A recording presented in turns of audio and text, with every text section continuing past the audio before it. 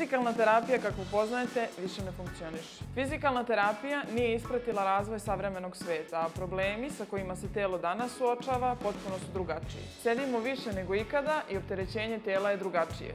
Disfunkcije su kompleksnije, a pristup i dalje isti kao pre 20 godina. Dolazak svaki dan, jedna terapija, pa druga, pa treća, bez jasnog sistema, bez plana.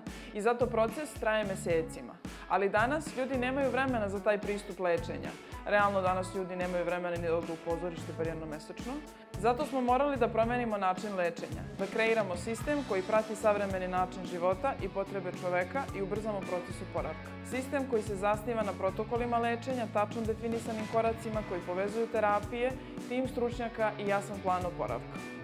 Na osnovu dijagnostičkog pregleda koji traje 30 minuta možemo tačno definisati uzrok nastanka bolova, predložiti odgovarajući protokol lečenja i u roku od 6 do 8 terapijskih dana uz pomoć našeg protokola lečenja rešiti problem.